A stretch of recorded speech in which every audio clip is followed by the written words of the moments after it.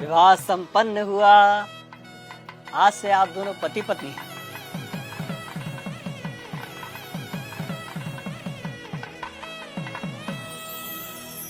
भाई साहब, पंडित जी को भी दक्षिणा देके निपटाओ बस। हाँ हाँ जीजा जी, याद है मुझे। पंडित जी, आपकी दक्षिणा। यजमान,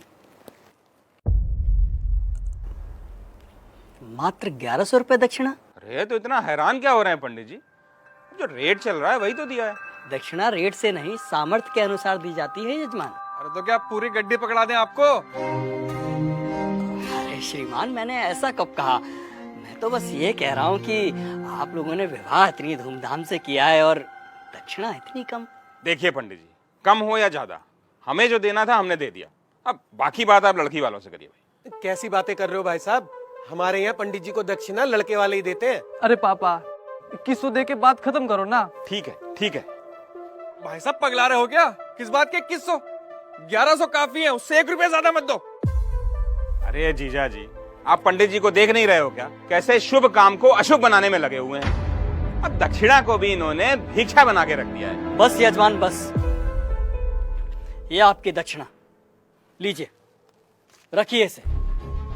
लेकिन एक बात मैं आपको बता दूं, बिना दक्षिणा के कोई भी यज्ञ संपन्न नहीं हो सकता, क्योंकि दक्षिणा यज्ञ की पत्नी होती है और सामर्थ्य होने के बावजूद दक्षिणा ना देने वाले व्यक्ति को गौ हत्या के समान पाप लगता है।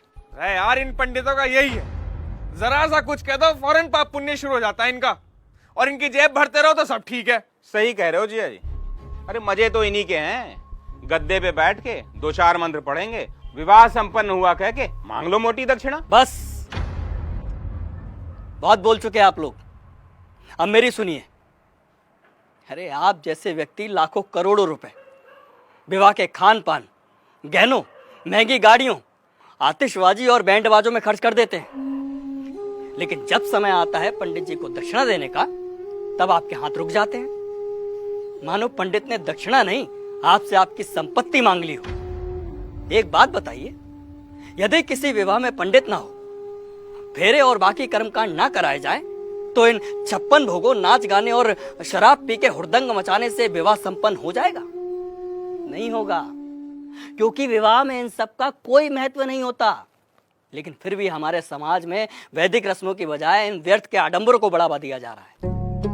विवाह में फला बैंड आएगा, महंगा फार्म हाउस होगा, विवाह में आने वाले बारातियों को क्या और कितना शगुन देना है, इसकी तैयारी महीनों पहले शुरू हो जाती है।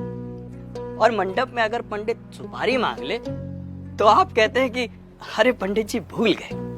क्या यही तरीका होता है विवाह का? और आप क्या कह रहे थे प्रकाश जी कि पंडित का काम ही क्या होता है?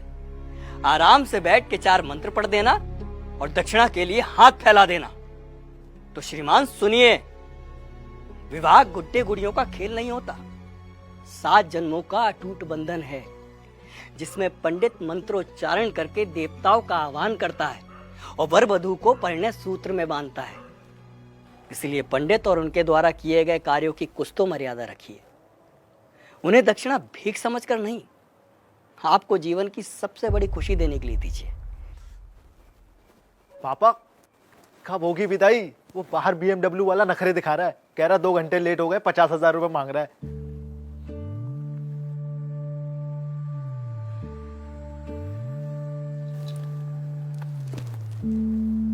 ये तुम्हारे विवाह की दक्षिणा।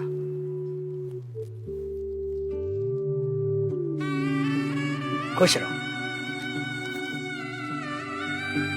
पंडित जी, पंडित जी,